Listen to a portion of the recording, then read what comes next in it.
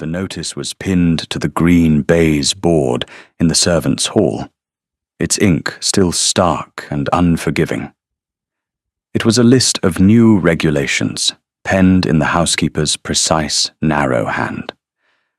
A tightening of the reins, a reassertion of an order that had, in the past months, felt adrift. Meg, her hands still damp from scrubbing the morning's flagstones, read it with the same quiet stillness she applied to all things. Most of the rules were mundane. No talking in the upper corridors after 10. A new schedule for the polishing of the silver. But the final point was different. It stood alone, separated by a hard, dark line. Under no circumstances is any member of the household staff to approach, touch, or address the Duke's Wolfhound.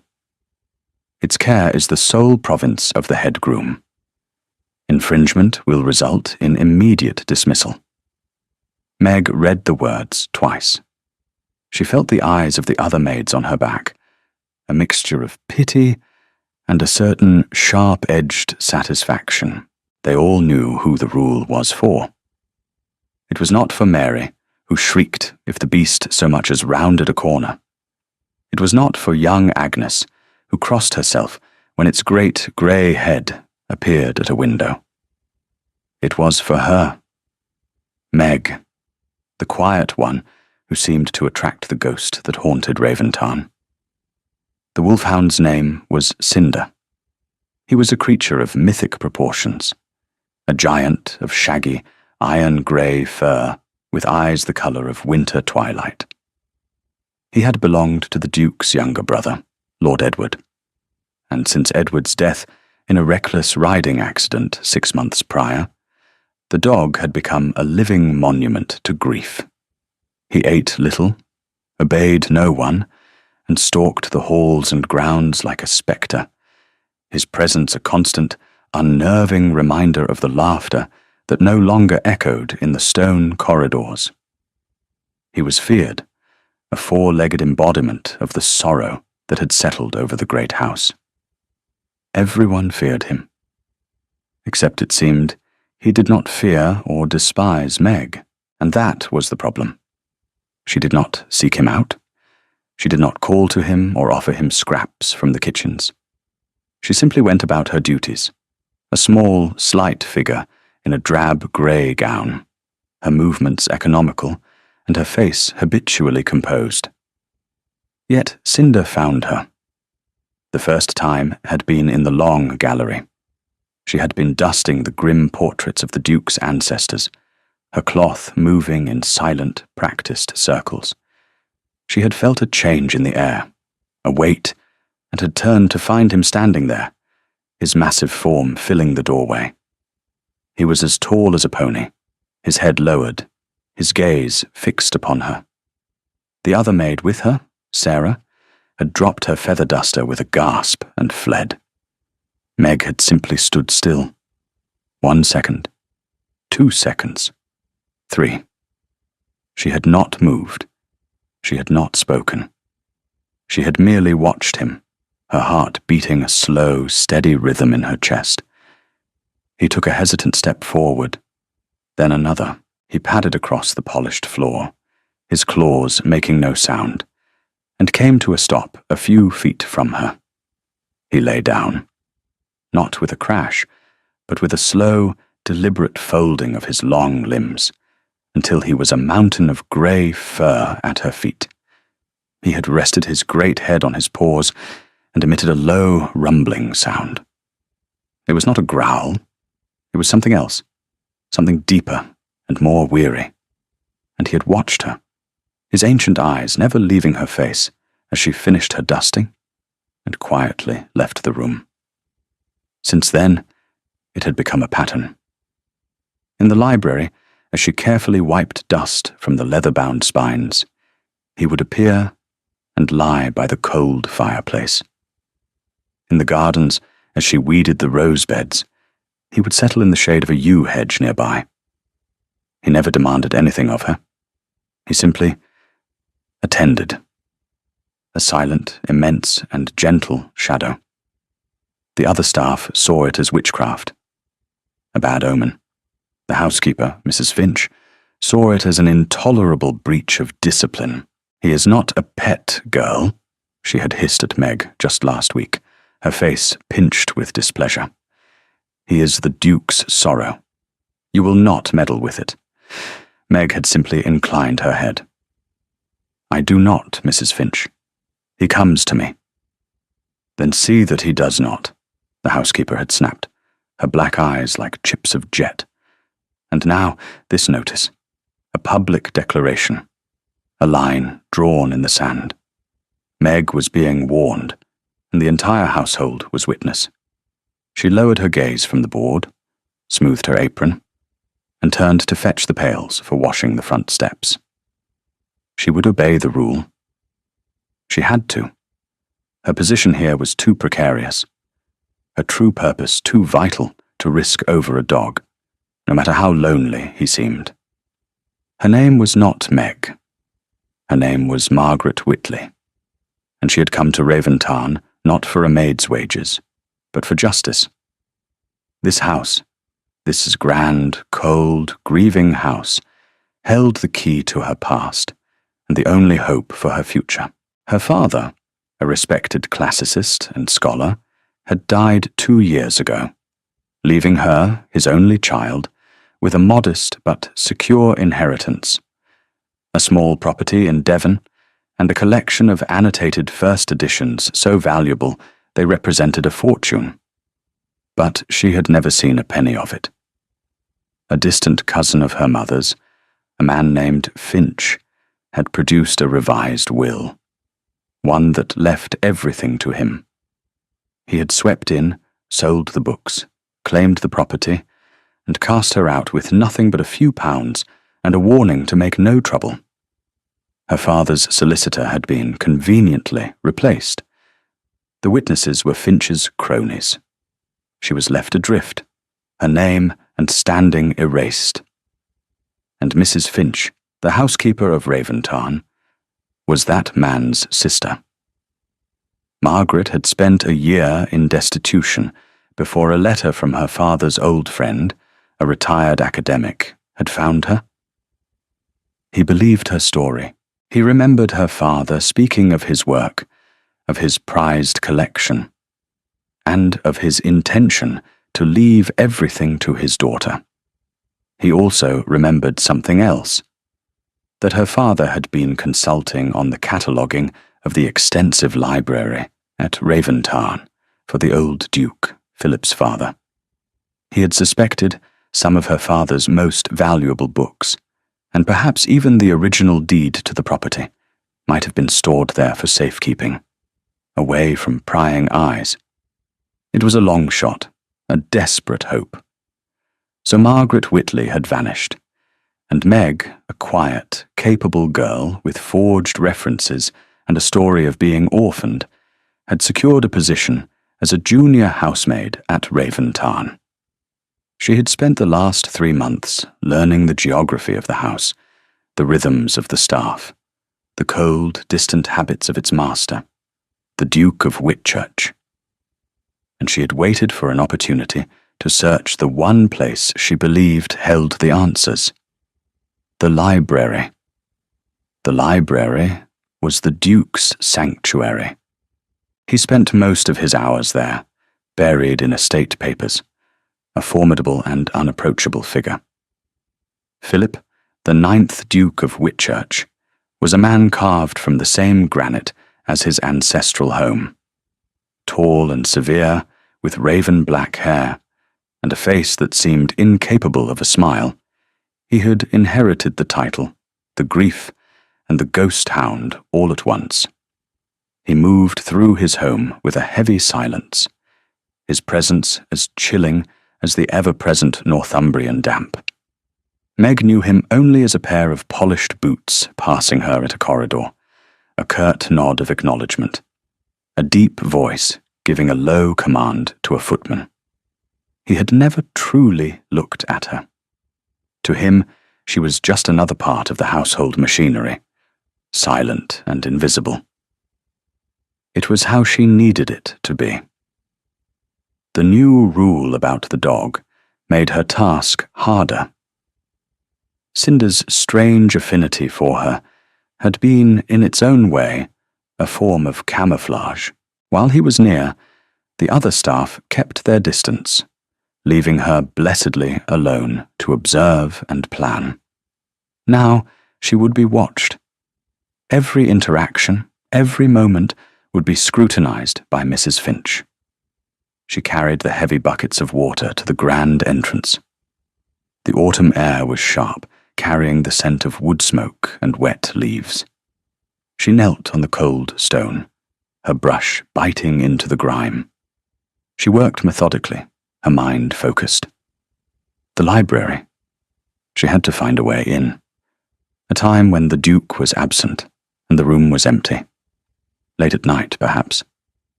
After the house was asleep. A shadow fell over her. She did not need to look up to know who it was. The sheer size of the silhouette, the faint, musky scent of dog and moorland. Cinder. He had come around the side of the house, and now stood on the top step, looking down at her.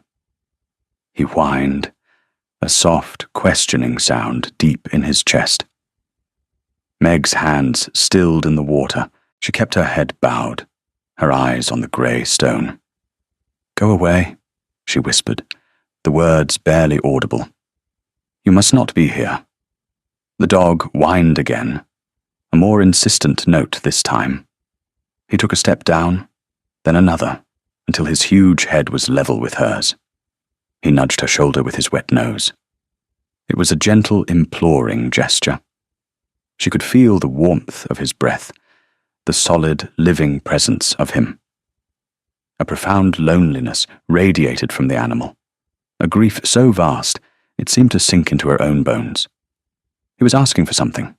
Comfort, acknowledgement, a touch. Her hand ached to reach out, to stroke the shaggy fur between his ears. It would be so easy, a small kindness. But the housekeeper's words, sharp and cold, echoed in her mind. Immediate dismissal. "I cannot," she whispered, shaking her head. She picked up her brush and began to scrub with a renewed, almost desperate energy. "Please, go." For a long moment, the dog remained, a silent, hopeful statue. Then, with a sigh that seemed to gust the dead leaves across the terrace, he turned. He padded slowly back up the steps and disappeared around the corner of the house. Meg did not stop scrubbing until her knuckles were raw. She did not look up, but she felt it. The weight of a gaze from an upper window. Not the housekeeper this time. A different presence. Colder, heavier. The Duke. He had been watching.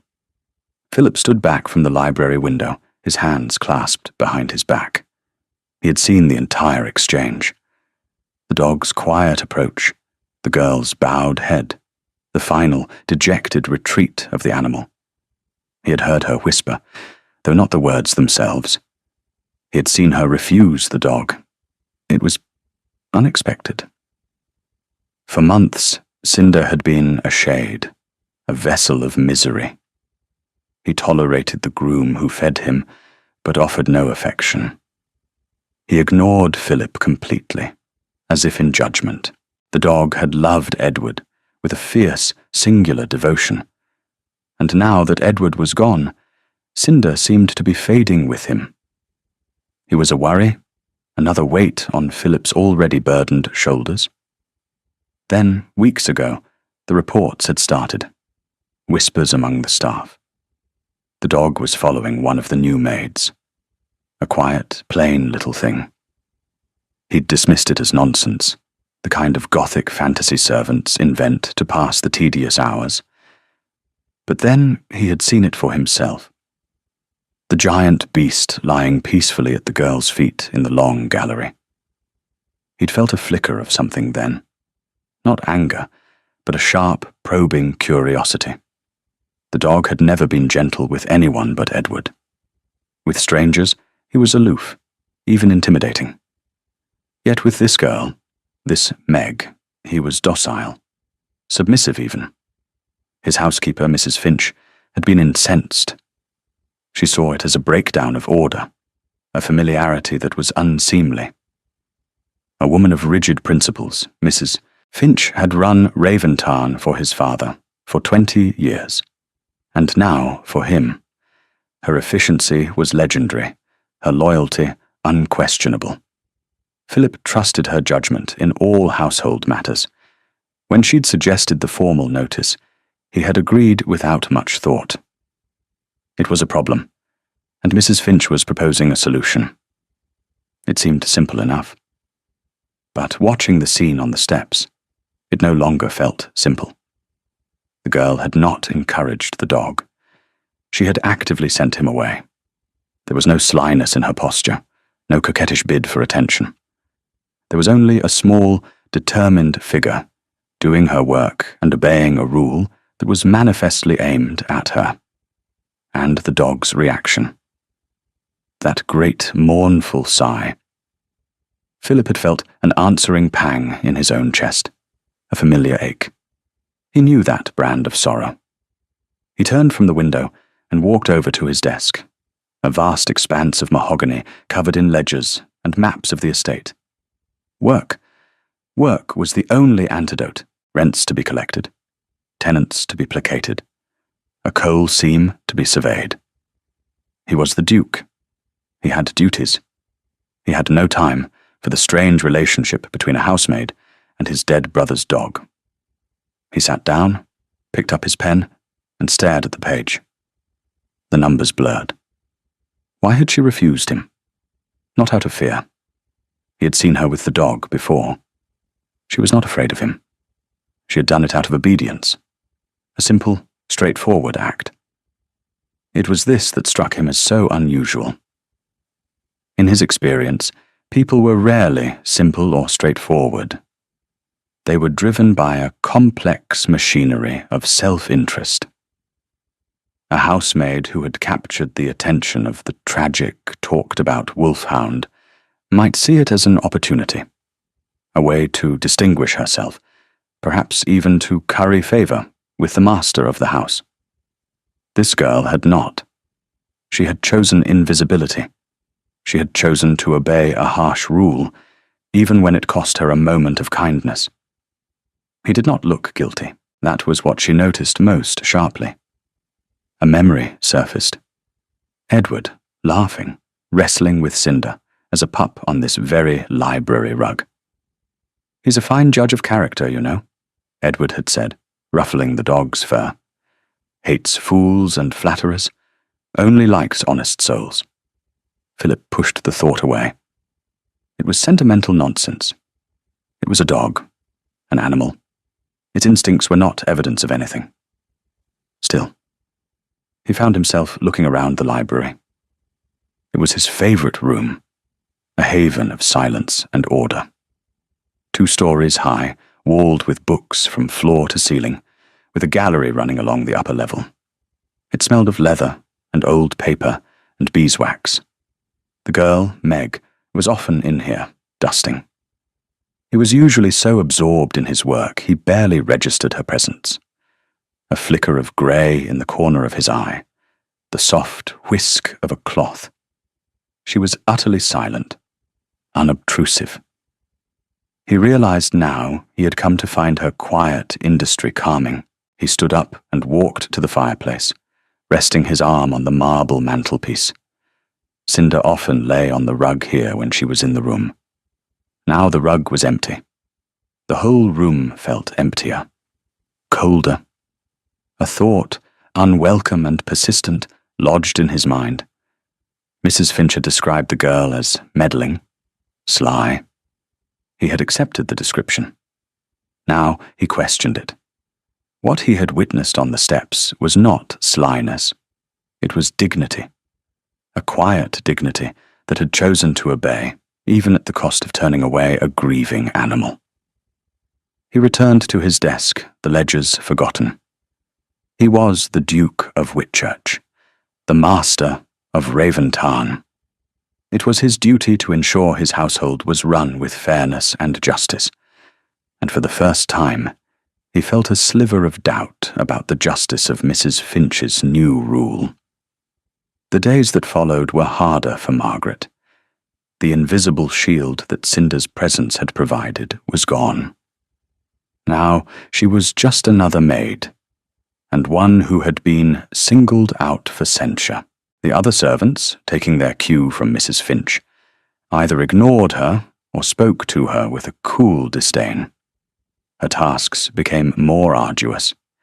She was sent to scrub the floors in the dampest, coldest corridors, to polish the brass in the unused north wing, to sort mildewed linens in the cellar. It was a campaign of isolation, designed to make her life so miserable she would leave of her own accord. Margaret understood the strategy perfectly. She endured it with the same outward calm she did everything else. She ate her meals alone, her gaze fixed on her plate. She performed her duties without complaint. She did not cry.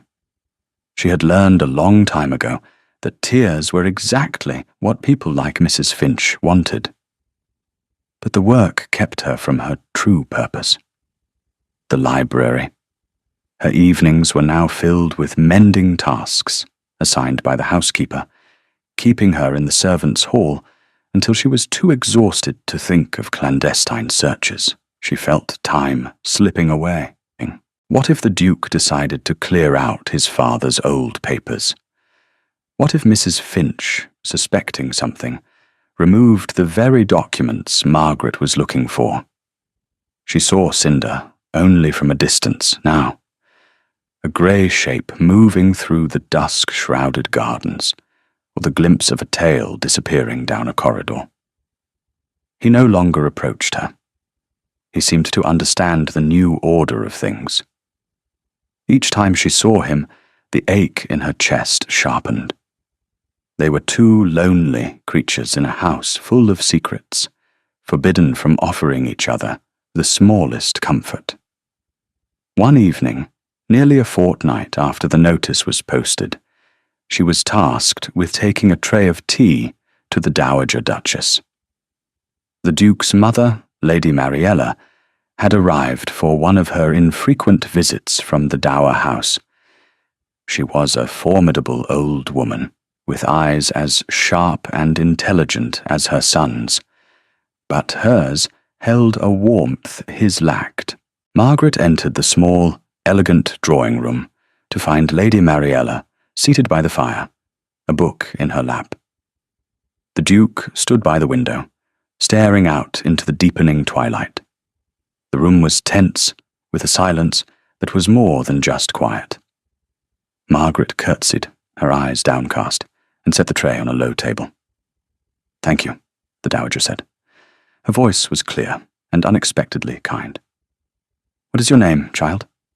"Meg, Your Grace." "Meg," Lady Mariella repeated, tasting the name. "You are new here." "I have been at Raventarn for 3 months, Your Grace."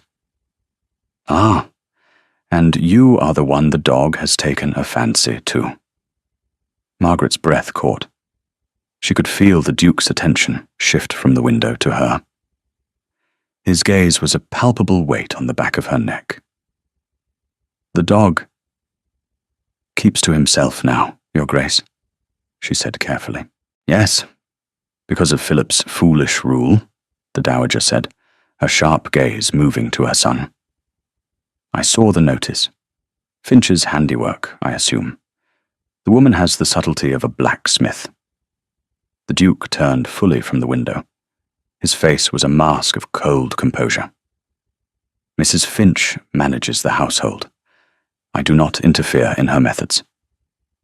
"You should, when her methods are cruel," his mother retorted. She looked back at Margaret. "The animal is grieving, child. As is my son, though he would rather die than admit it. Cinder saw something in you. A gentleness, perhaps, and you were forced to rebuff him. Is that not so?" Margaret did not know how to answer. A direct contradiction of the Duke was unthinkable. but to agree felt like a betrayal of her own quiet integrity. She chose her words with immense care. "I follow the rules of the house, Your Grace." The Dowager Duchess smiled, a small, knowing expression. "A very diplomatic answer. You may go, Meg." Margaret curtsied again and backed out of the room, closing the door softly behind her. She did not run. She walked at her usual, measured pace down the corridor, but her heart was hammering against her ribs. Inside the drawing room, Philip faced his mother. "You should not have involved her. She is a servant." "She is a human being," Mariella said tartly, "and one who has shown more sense and compassion than anyone else in this house. Did you see her face? The care she takes not to give offense. That is not the face of a sly, meddling girl, Philip. That is the face of someone with character. You know nothing about her." "I know what the dog knows," his mother said, her voice softening. "Edward always said Cinder was a fine judge of character. Perhaps we should listen to him. Perhaps instead of posting rules to keep the girl away from the dog, you should be asking why the dog seeks her out in the first place." She picked up her teacup. "Grief needs an outlet, Philip. For dogs and for men. You have sealed yourself away in this library, and you have ordered that poor beast to be sealed away in his own sorrow. Look what it has done to you both. You are becoming as much of a ghost as he is." Philip had no answer for her. Her words struck too close to a truth he did not want to examine. He had managed his grief through denial and relentless work. He had thought it was strength. But seeing the quiet Maid, hearing his mother's words, he felt the first crack in his formidable armor. Later that night, unable to concentrate on his papers, he left the library and walked the silent corridors of the house. He found himself on the upper floor, in the wing where the female servants slept. He did not know why he had come. He stood in the shadows, listening to the profound quiet of the sleeping house. A door at the far end of the hall opened a crack. A sliver of candlelight appeared. It was her. Meg. She was fully dressed, a dark shawl around her shoulders. She carried a single candle, its flame making her face seem pale and watchful. She looked down the corridor, first one way, then the other. Then, moving as silently as a moth, she began to walk, not towards the main staircase, but in the opposite direction, towards the narrow, winding stairs that led down to the service areas, and eventually the back of the house. Where was she going? A dark suspicion, planted by Mrs. Finch, bloomed in his mind. A clandestine meeting? A theft? His first instinct was to stride down the hall and demand an explanation. But he checked himself. His mother's words echoed in his memory. That is not the face of a sly, meddling girl. He decided to follow. He stayed in the shadows, his soft leather slippers making no sound on the runner. He kept a careful distance, watching the small flame of her candle as it descended into the darkness of the house. We'll take a very short break. If you don't want to miss new stories, please subscribe to the channel. Margaret's destination was the library. It was a risk, a terrible one. But the Dowager's words had spurred her. Time was running out. She had to act. She knew the Duke often worked late, but she also knew he sometimes took long, restless walks through the estate before retiring. She was gambling on his absence. She reached the ground floor and moved through the darkened service corridors, her heart a frantic drum against her ribs. The great house felt different at night. A sleeping giant, its secrets held close in the shadows. She eased open the baize door that separated the servants' world from the family's. The great hall was a cavern of darkness, the moonlight through the high windows painting ghostly patterns on the flagstones. The library door was unlocked. She slipped inside, closing it silently behind her. For a moment, she just stood, letting her eyes adjust. The room smelled of him, of leather and ink, and a faint, clean scent of the outdoors. The embers in the fireplace cast a low, red glow. Her candle was a tiny island of light in the vast darkness. She knew where she had to look. Her father had once described the section to her as a child, a story he told her about his work. The heart of the house, he'd called it. A collection of Roman and Greek philosophy, personally curated by the Duke's grandfather, a noted scholar himself. It was on the upper gallery. She found the narrow, spiral staircase hidden behind a curtained alcove and began to climb. The iron steps were cold beneath her thin slippers. The gallery was a narrow walkway, lined with yet more books. She held her candle high, searching the spines. Plato, Aristotle, Marcus Aurelius. This was it. According to her father's old friend, he had suspected her father might have used a technique he was fond of, hiding documents within a hollowed-out book or behind a loose panel on the shelf itself. It was the work of minutes to check, but minutes she might not have. Her hands, trembling slightly, began to move along the shelves. She ran her fingers over the spines, gently pushing each volume. Was there one that was lighter than it should be? A space behind? Her candle flame flickered, casting dancing shadows that seemed to mock her. A floorboard creaked below. Margaret froze, her blood turning to ice.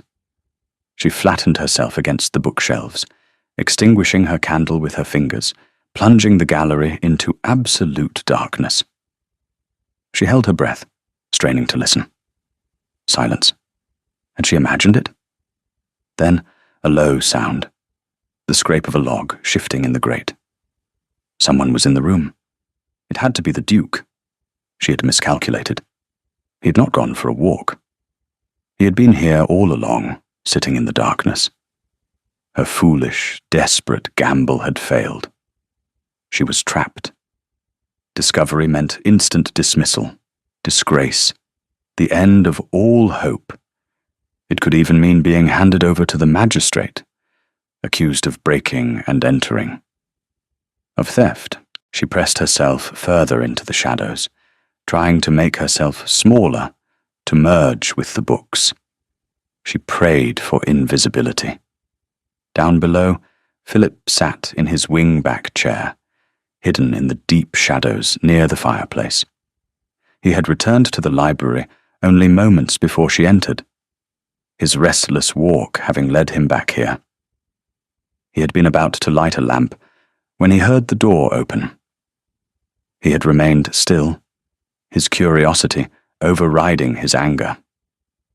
He had watched her slip in like a wraith. He had watched her cross the room and ascend the spiral stairs. He knew exactly which section she had gone to. The philosophy collection. An odd choice for a thief. A thief would go to his desk, to the silver cabinet. And now she was up there, frozen in the darkness, thinking she was alone. He did not move. He did not speak. The hunter's instinct in him, the part of him that was master of this domain, wanted to call her out, to trap her, to demand an accounting, but another part, a newer, more hesitant voice, urged him to wait, to watch, to understand. What was a housemaid doing in his library in the dead of night, heading straight for a collection of obscure Greek philosophy? He sat in the darkness, a statue of patient inquiry, and waited. Up on the gallery, Margaret's terror slowly subsided, replaced by a cold, sharp clarity. She could not stay here all night. Sooner or later, he would light a lamp, He would see her. Her only chance was to get back down, to get to the door, while the room was still dark. But the spiral staircase was on the other side of the gallery. She would have to pass the open space above the main room to reach it. She began to move, one agonizingly slow step at a time. She slid her feet along the floor, not daring to lift them. She kept one hand on the bookshelves, guiding herself, her palm sliding over the cool leather of the book spines. The scent of old paper filled her nostrils, the scent of her father, of a life that had been stolen from her. The proximity of her goal, so close and yet so impossibly far, was a physical pain. She reached the head of the staircase. She could see the faint outline of the library door, a pale rectangle in the gloom. She had to descend. She took the first step. The old iron groaned, a loud protesting sound in the absolute silence. Down below, Philip's head snapped up. The sound was unmistakable. He rose from his chair, his own movements now as silent as hers had been. He crossed the rug, his eyes fixed on the staircase from which she would emerge. Margaret's heart leaped into her throat. The game was up. He knew. She descended the rest of the steps in a rush, her pretense of stealth abandoned. She reached the bottom and practically ran for the door. Her hand was on the cold brass handle when his voice came out of the darkness, stopping her dead. "Stop!" It was not a shout. It was a low, quiet command, but it held the absolute authority of a man who had never been disobeyed. Margaret froze, her back to him. She squeezed her eyes shut. It was over. She heard him move across the room. He did not light a lamp. He stopped a few feet behind her. She could feel his presence, the heat and the height of him. "Turn around," he said, his voice still quiet, but now with a hard, dangerous edge. Slowly, she forced herself to obey. She turned, keeping her head bowed, her hands clasped in front of her. She could not see his face in the darkness, only his tall, imposing silhouette against the faint glow of the embers. "What were you doing in my library?" he asked. She said nothing. What could she say? The truth was impossible. A lie seemed futile. "Were you looking for something to steal?" "No, Your Grace," she whispered. Her voice was steady, to her own surprise. Then what? A midnight stroll? A desire for literature? The question was laced with a cold, cutting sarcasm. Still she was silent. She had failed. Mrs. Finch would have her victory. She would be thrown out, and the truth of her father's legacy would be buried in this room forever. A wave of despair, so powerful it almost buckled her knees, washed over her. But on its heels came something else, a spark of defiance. She had been silent for too long. She had endured too much. If this was the end, she would not go cowering. She lifted her chin and met his unseen gaze in the darkness. "I was looking for a book," she said, her voice clear and without a tremor. His silence was more unnerving than his questions. He took a step closer. "A book," he repeated, his tone flat. "At 2 a.m. Which book?" She had to give him something. A title. Something plausible. Her mind raced, sifting through the titles she had scanned just moments before. "The Meditations of Marcus Aurelius," she said. It was the first name that came to her. She waited for the scorn, the disbelief. Instead, he was silent for a long moment. When he spoke again, the sarcastic edge was gone, replaced by something else. A genuine, cold curiosity. "Why that one?" "Because," she began, and the truth, or a version of it, tumbled out. "Because it is about enduring what you cannot change, about maintaining one's own character, when the world is unjust. The silence stretched. 1 second. 2. 10. She could hear the quiet ticking of the mantel clock, the whisper of the dying fire. He moved past her, his sleeve brushing her arm. He went to a table and struck a match. A lamp flared to life, flooding the room with a soft, golden light. Margaret blinked, her eyes adjusting. He was standing by the table, watching her. His face was stark in the lamplight, all sharp angles and shadows. His tawny brown eyes were narrowed, his expression unreadable. He was not looking at her with the rage she had expected. He was looking at her as if he had never seen her before. "You read Latin?" he asked. The question was quiet, almost conversational. Margaret's carefully constructed world tilted on its axis. This was not the interrogation she had prepared for. "And Greek," she said, her voice barely a whisper. He nodded slowly, as if she had just confirmed something he had begun to suspect. He looked from her face to her hands, clasped in front of her. They were a maid's hands, red and chapped from lye soap and cold water, but they were also slender and well-shaped. "Scholars' hands," his mother had said. "Who are you?" he asked. It was not a question to a servant. It was a question to an equal. The truth, the real truth, was on the tip of her tongue.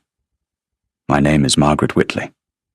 But fear, ingrained by 2 years of hardship and humiliation, held her back. The power he held over her was absolute. A word from him could ruin her forever. "I am a housemaid, Your Grace," she said, dropping her gaze to the floor. He watched her for another long moment. "Mrs. Finch will say you are a thief. She will demand your dismissal. What do you expect me to do?" "I expect you to do what you think is just, Your Grace," she said quietly. His mouth tightened. It was the perfect answer. It was deferential, yet it threw the burden of judgment squarely back onto him. It challenged him to be the man he was supposed to be. He walked over to the bookshelf and pulled down a volume. It was not the Aurelius. It was a slim volume of poetry. He opened it and held it out to her. "Read," he commanded. She took the book. Her hands were trembling again. The page was a blur of Greek verse. She took a breath, steadied herself, and began to read. Her voice, at first hesitant, grew stronger as she found the rhythm of the language. The beautiful ancient words filled the silent room. She read the entire page. When she finished, she looked up at him. He was staring at her, his expression one of dawning, reluctant astonishment. He had expected her to stumble, to be revealed as a fraud. He had not expected the pure academic fluency, the perfect accent, the clear understanding of the text. He took the book from her hands, his fingers brushing hers. The touch was electric, a brief, shocking moment of contact. "You will go back to your room," he said, his voice strained. "You will speak of this to no one. I will deal with Mrs. Finch." He turned away from her, a clear dismissal. Margaret curtsied, her mind reeling. She hurried from the room, her heart pounding not with fear now, but with a wild, terrifying hope. She had not been dismissed. She had been seen. For the first time in 2 years, someone had looked past the maid's uniform and seen the person underneath. And that, she realized, was a danger far greater than any she had faced before. Philip did not go to bed. After Margaret fled to the library, he stood motionless for a long time, the book of Greek poetry still in his hand. The silence of the room was different now. It was not empty. It was filled with the echo of her voice, with the weight of an impossible revelation. A housemaid who read classical Greek, a girl with the hands of a laborer and the mind of a scholar. A thief who crept into his library not to steal silver, but to find a book on Stoic philosophy. It was a contradiction, a puzzle that his orderly, logical mind could not solve. He thought of her face in the lamplight. Pale, frightened, but with an unbreakable core of dignity in her eyes. "I expect you to do what you think is just." She had not pleaded. She had not wept. She had challenged him. He thought of Cinder, the great grieving beast who had shown no warmth to anyone, yet followed this girl like a shadow. "He's a fine judge of character," Edward had said. Philip had dismissed it. Now he was not so sure. The dog had seen what he had not. The dog had recognized something true and worthy in her, something that had nothing to do with her station. Mrs. Finch. He would have to deal with her. His first instinct was to protect the girl, to simply forbid the housekeeper from dismissing her. But that would only increase the woman's suspicion and hostility. It would make Margaret's life in the servants' hall unbearable. And it would not answer the fundamental question. Who was she? He needed information.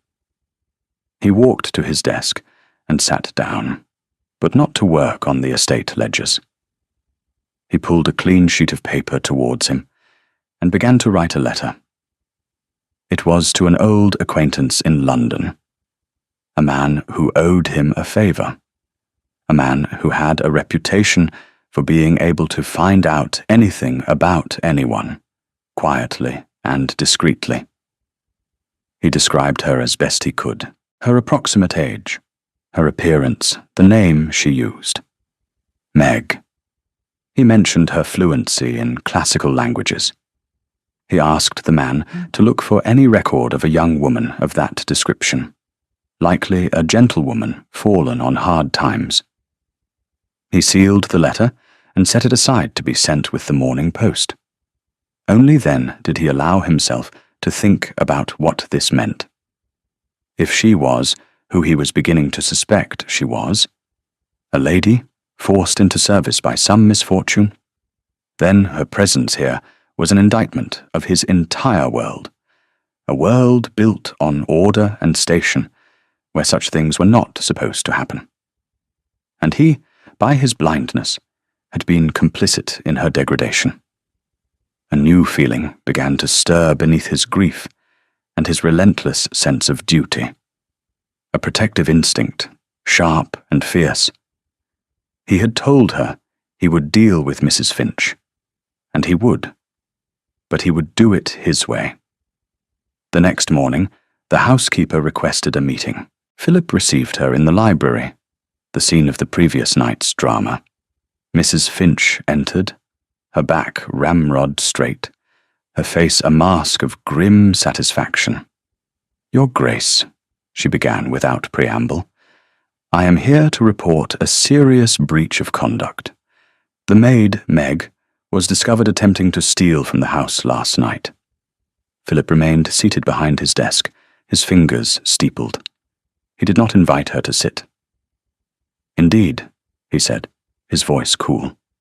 "Discovered by whom?" "By myself, Your Grace. I've had my suspicions about her for some time.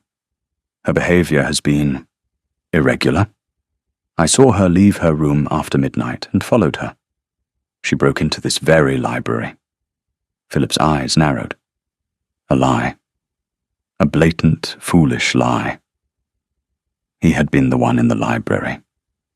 He had been the one to follow her. Mrs. Finch had been sound asleep in her bed. "You followed her yourself?" he asked, his voice dangerously soft. "I did, Your Grace. I caught her in the act." She was confident, assured of her authority, of his trust in her. And what was she attempting to steal? I did not have the chance to ascertain. I confronted her, and she fled back to her room. But her intent was clear. She is a thief.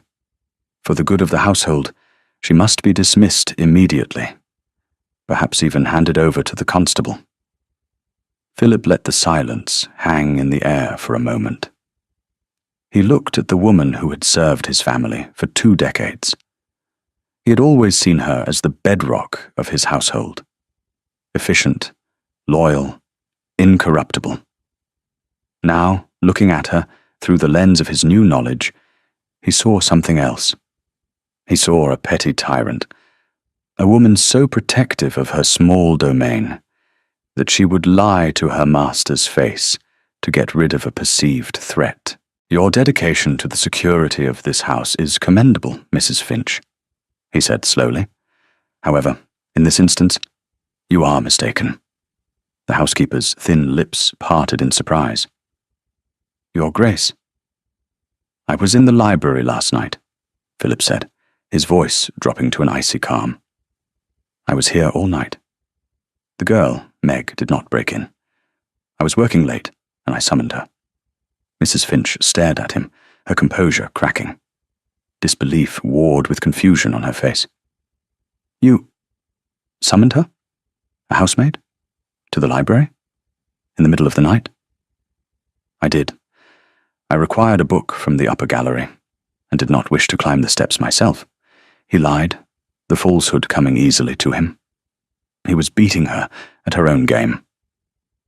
She fetched the book as commanded, and then returned to her room. There was no theft. There was no irregular behavior. There was only a servant obeying an order. The color drained from the housekeeper's face. She understood immediately what was happening. What? She was not being believed. Her authority was being publicly, devastatingly undermined. Her word was being challenged, and she was losing.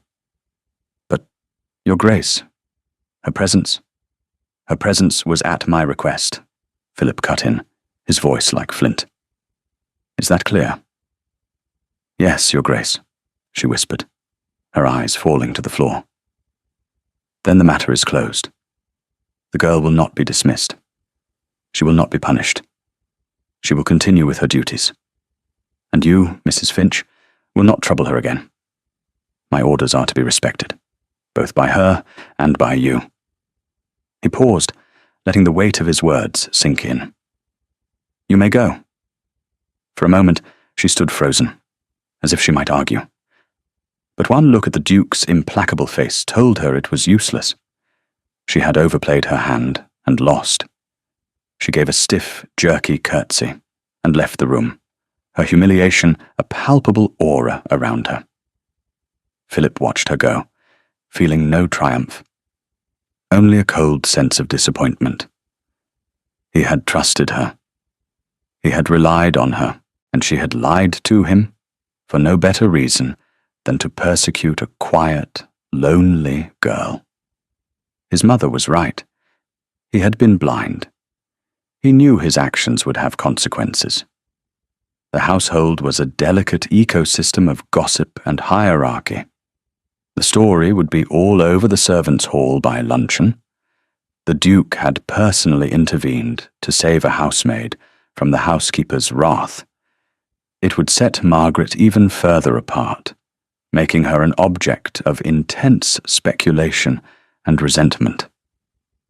He had saved her from dismissal, but he had thrown her into a different kind of fire. He found himself walking to the window that overlooked the front steps, the place where he had seen her send the dog away. He felt a powerful, unfamiliar urge to see her, to assure himself that she was all right, to speak with her again. But what would he say? He could not reveal his suspicions. Not yet. He could not treat her as an equal. It would destroy what little peace she had. He was trapped by the same rigid social structure that had trapped her. For now, all he could do was watch from a distance and wait for the letter from London. The shift in the household was immediate and profound. Margaret felt it the moment she entered the kitchens that morning. The usual buzz of conversation died. People stopped and stared. The whispers followed her as she collected her cleaning supplies. She was no longer just Meg, the quiet maid. She was now a mystery, a person of interest. The Duke's interest. Mrs. Finch did not speak to her at all. She issued her orders through a junior housekeeper, her face a frozen mask of fury. The arduous, punitive tasks ceased. Margaret was assigned to the regular rotation, mostly in the upper floors, in the family's wing. It was a subtle but significant change. She was being kept close. Whether this was the Duke's order or the housekeeper's way of keeping an eye on her, she did not know. She worked with her head down, her expression unreadable. But inside, her thoughts were in turmoil. The Duke had saved her. He had lied for her. Why? What did he suspect? The memory of his eyes on her in the library, his quiet question, "Who are you?" haunted her. He had created a space for her, a fragile bubble of protection. But it was a gilded cage. She was now more visible than ever, more isolated, and her clandestine searches were impossible. She was watched constantly, by the other staff, and by Mrs. Finch. Her only solace was Cinder. The day after her confrontation with the Duke, the notice on the green baize board was gone. No one spoke of it. It had simply vanished. That afternoon, as she aired out the linens in the morning room, a great grey head pushed the door open. Cinder padded in and lay down by her feet, letting out a soft sigh of contentment. Margaret's hand stilled. She looked at him, her heart swelling with a painful gratitude. She knelt, and for the first time reached out. Her fingers sank into the thick, coarse fur of his neck. He leaned into her touch, his eyes closing. "You knew, didn't you?" she whispered to him. "You knew I wasn't what I seemed." The dog just rumbled, a deep, peaceful sound. From that day on, he was her constant companion once more. His presence was a comfort, but it was also a statement. In the silent language of the house, the dog's choice was the Duke's choice. The staff, seeing the animal back at her side, understood that she was, for now, untouchable. The Duke himself remained a distant figure. He and Margaret did not speak again of that night. When he passed her in the corridor, he would give a curt nod, his face as unreadable as ever. But his eyes would linger on her for a fraction of a second longer than they should. And sometimes, when she was dusting the library and he was at his desk, she would look up and find him watching her, a question in his tawny brown gaze. These silent, charged encounters became the new rhythm of their days. An unspoken conversation was taking place between them, in the spaces between their prescribed roles. Oh, he was seeing her, and she knew it. One afternoon, the Dowager Duchess summoned her again. This time, there was no pretense of needing tea. Lady Mariella was in her favourite drawing room, arranging flowers in a vase. Cinder was asleep on the rug. "Come in, child. Close the door," she said, not looking up from her task. Margaret did as she was told. "My son has taken an interest in you," the Dowager stated, snipping the end of a rose stem. "His Grace has been fair to me," Margaret said carefully. Lady Mariella finally looked at her, her eyes sharp. "Philip is many things. He is dutiful, he is intelligent, he is far too serious. But he is not fair. He is just. There is a difference. Fairness is giving people what they deserve. Justice is giving them what they are owed. He seems to think you are owed something." She paused, her gaze intense. "Is he right?" Margaret's throat went dry. This was the most dangerous question she had yet been asked. The Dowager was not her son. She was a woman, and her instincts were far more acute. "I am a housemaid, Your Grace. I am owed my wages." The dowager smiled faintly. You are a very poor liar, my dear. Your mouth says one thing, but your eyes say another. You have the eyes of a woman who has lost a great deal. She set down her shears. I am not your enemy. I have seen how Mrs. Finch looks at you. I have known that woman for 20 years. She is a good housekeeper, but a possessive one. She resents any change to her authority. And you, for some reason, represent a profound change. She walked over to Margaret and took one of her hands. She turned it over, looking at the calloused palm. These are not your hands, she said softly. Any more than that grey dress is your gown. Who are you protecting by this silence? Tears pricked at Margaret's eyes. It was the first direct, open kindness she had been shown in years. It was harder to resist than any cruelty. I cannot say, she whispered, her voice thick. Very well, the dowager said, releasing her hand. But know this. When you are ready to speak, there are those in this house who will listen. She gestured to the sleeping Wolfhound. He is one. I am another. And I believe my son may be the third.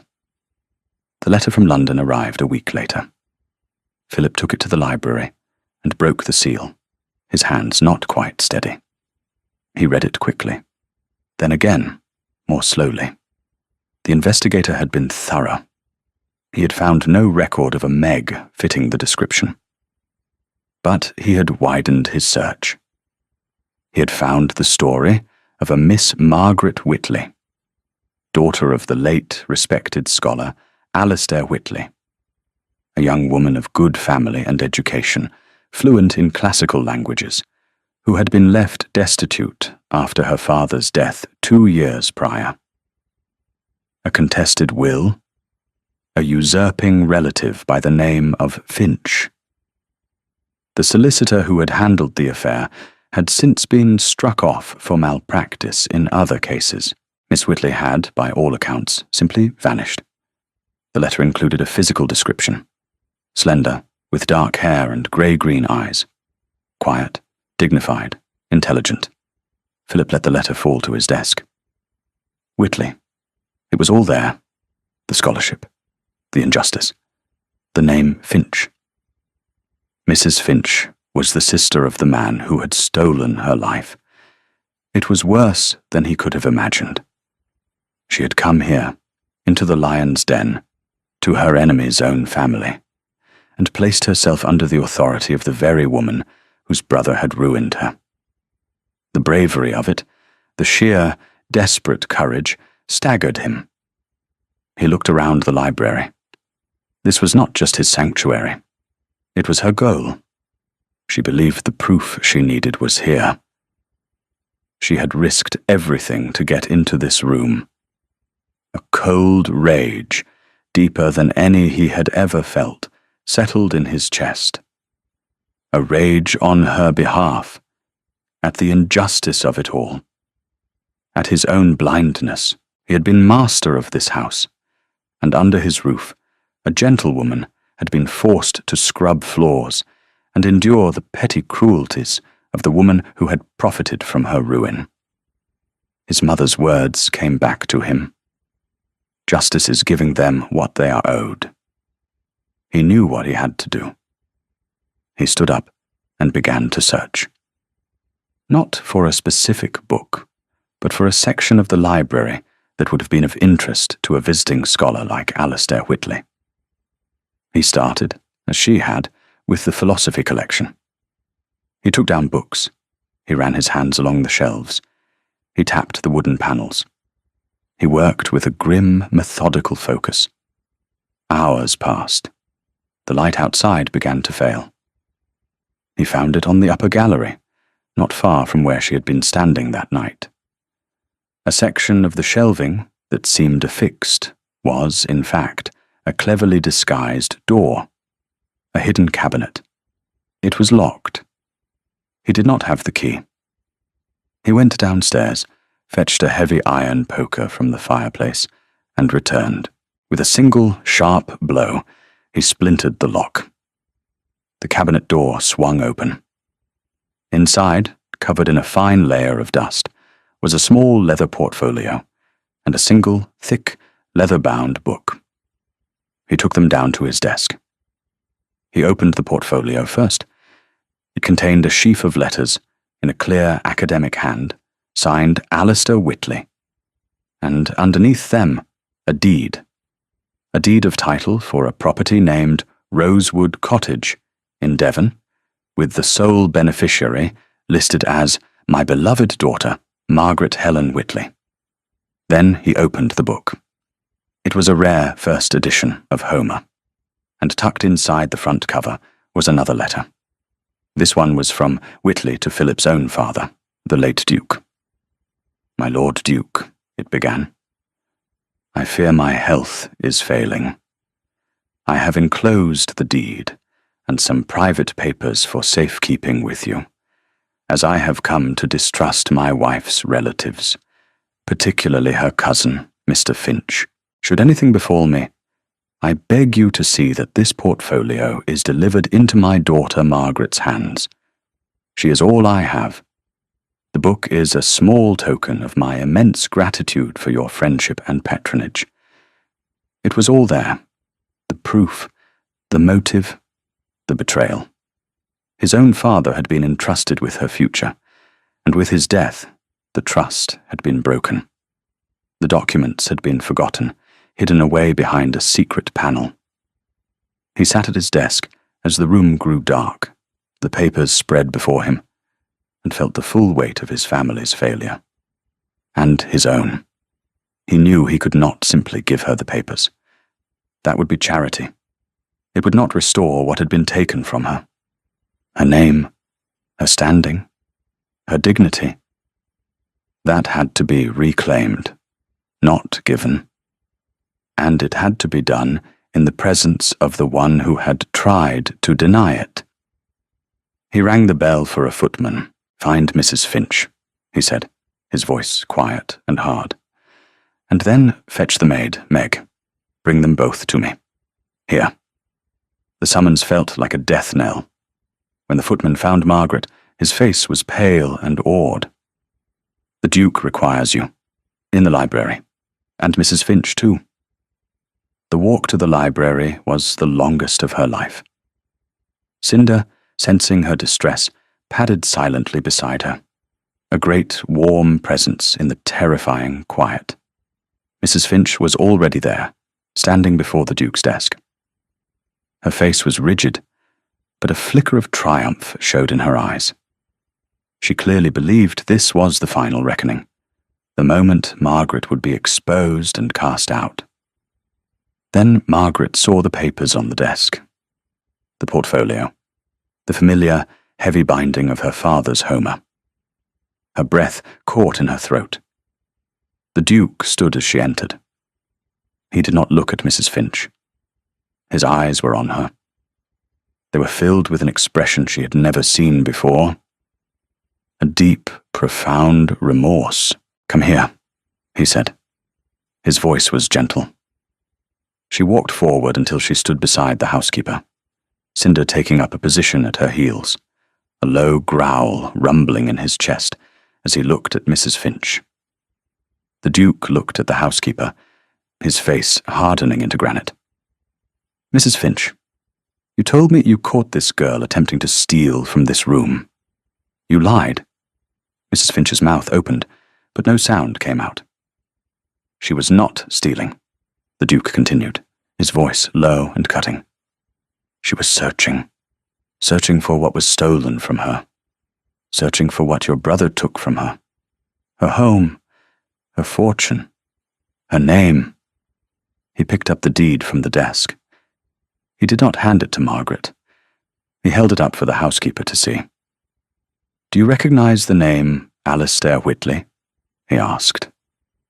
The last vestiges of colour drained from Mrs. Finch's face. She stared at the papers, her composure shattering like glass. He was a scholar, the Duke said, his voice relentless. A friend of my father's. He had a daughter who was cheated of her inheritance by your brother, a daughter who was cast out with nothing.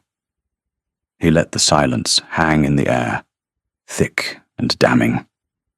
Then he turned his gaze fully on Margaret, and for the first time, in front of another, he spoke her name. Her real name. Is that not so, Miss Whitley? The sound of it, spoken aloud in this room, was like a key turning in a lock deep inside her. Miss Whitley. She was no longer Meg, the maid. She was herself. Tears she had held back for 2 years filled her eyes and spilled down her cheeks.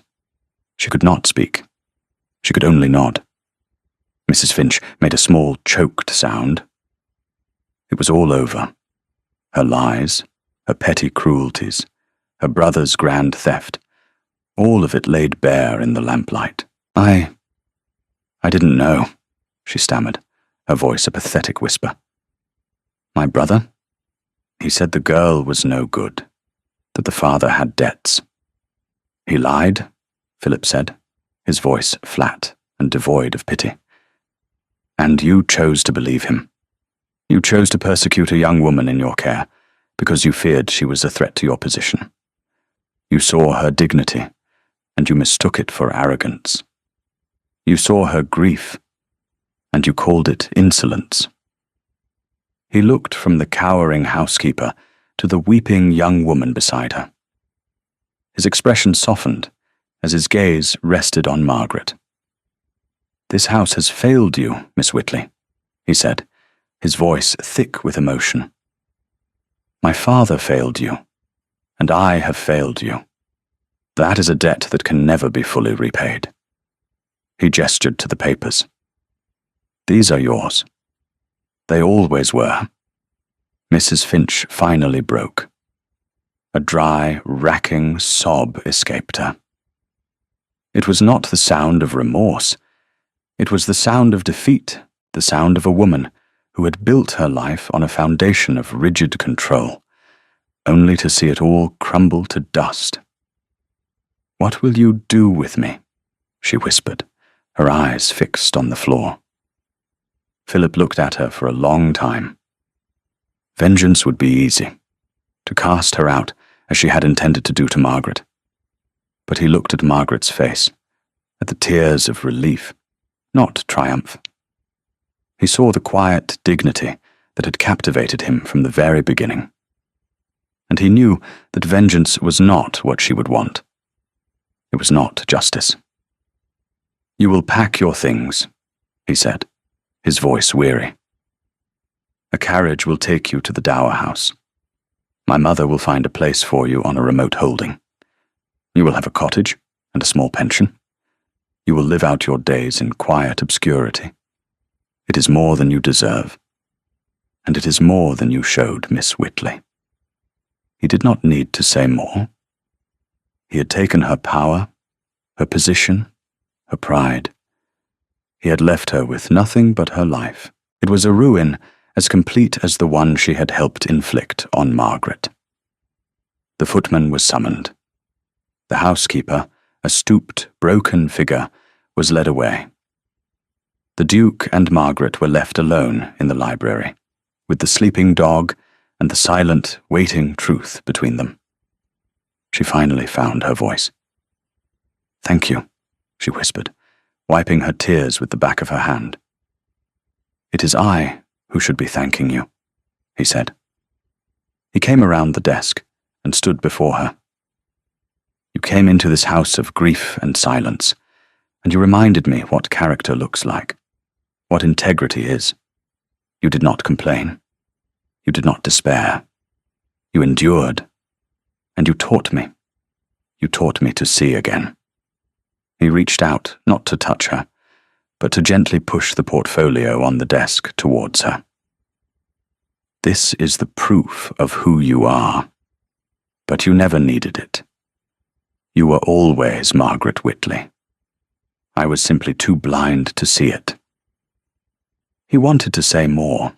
He wanted to tell her that the thought of her leaving Raventarn was now unbearable. He wanted to ask her to stay, not as a maid, not even as a guest, as something more. But the words would not come. It was too soon. The gulf between their stations, which had just been bridged by the truth, was still a terrifying chasm. So he said the only thing he could. The only thing that mattered. Welcome home, Miss Whitley. Epilogue. 6 months later, summer had come to Raventarn. The bleak grey landscape had been transformed into a tapestry of greens and golds. The sun streamed through the tall library windows, illuminating the motes of dust that danced in the air. But it was a happy dust now, the dust of activity and restoration. Margaret stood on a rolling ladder, carefully placing a book back onto a newly polished shelf. She was no longer in a maid's drab grey. She wore a simple gown of pale green muslin that brought out the colour of her eyes. Her hair was no longer hidden under a cap, but was coiled neatly at the nape of her neck. She was not the mistress of Raventarn, not yet. She was something quieter, and perhaps more important. She was its curator. After the terrible night in the library, she had not left. The Duke had made her an offer. Her property in Devon had been recovered, and the funds from her father's stolen books were being pursued by his solicitors. She was a woman of independent means again, but he had asked her to stay. My father left this library in a state of chaos, he had said, his customary formality a shield for the deeper emotion in his eyes. And my own interests are in agriculture. It needs a scholar's hand, your father's hand, or his daughter's. Would you consider taking on the project? As a salaried curator, of course. There is a suite of rooms in the East Wing. You would be your own mistress. It was a perfect solution. It gave her a purpose, a place, and most importantly, it gave them time to navigate the fragile, unspoken thing that was growing between them. She had accepted. Her days were now spent in the room she had once feared, surrounded by the books she loved. She was bringing her father's work and the Duke's grandfather's collection back to life. Under her care, the library was no longer a mausoleum of grief. It was becoming the heart of the house once more. The door opened and Philip came in. He too had changed. The severe black coats had been replaced by more relaxed country attire. The lines of grief around his eyes had softened. He even smiled on occasion. A rare, slight tilting of his lips that she had come to treasure. The new shelving has arrived from the village, he said. I saw it, she replied, smiling down at him from the ladder. Thomas the carpenter has done a fine job. He works well under your direction, Philip observed. The entire staff does.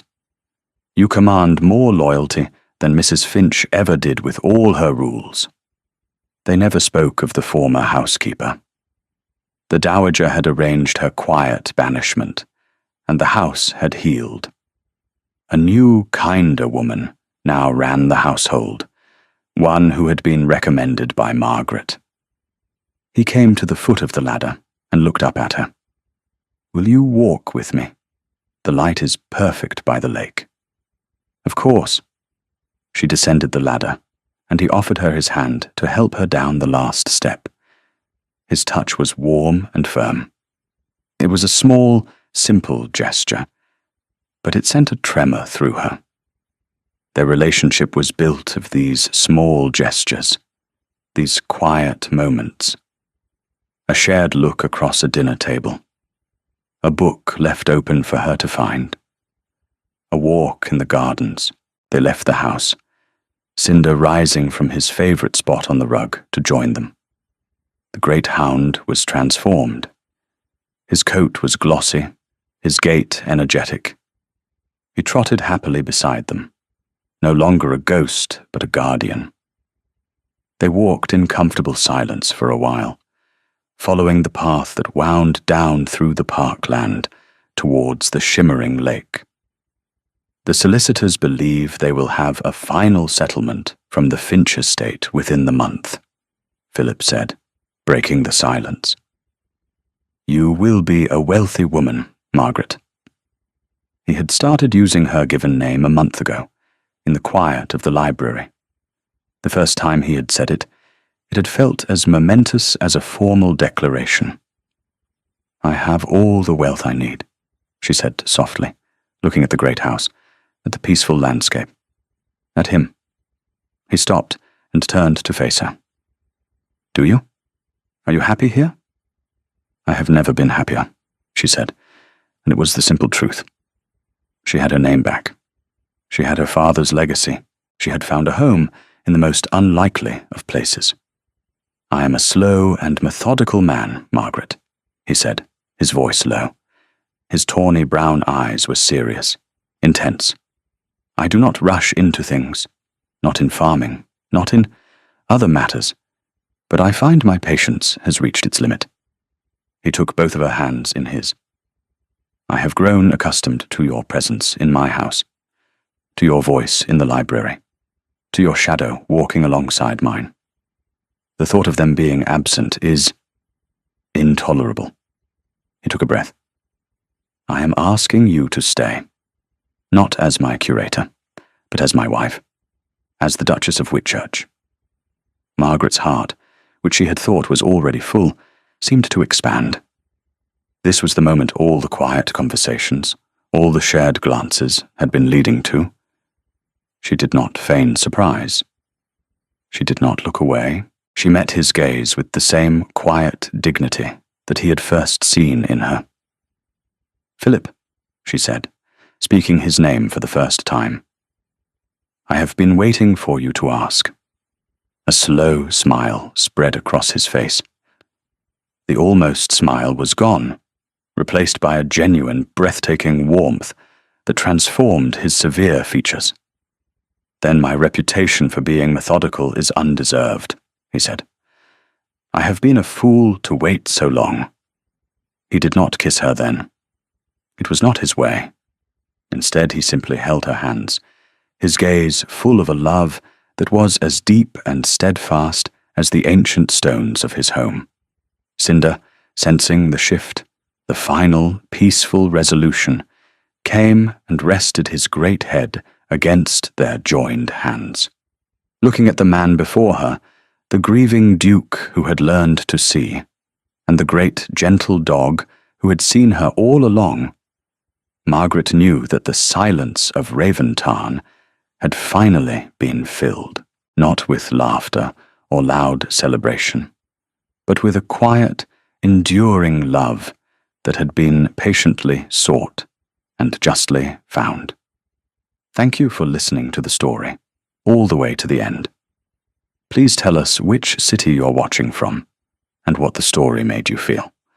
Don't forget to subscribe so you won't miss new stories.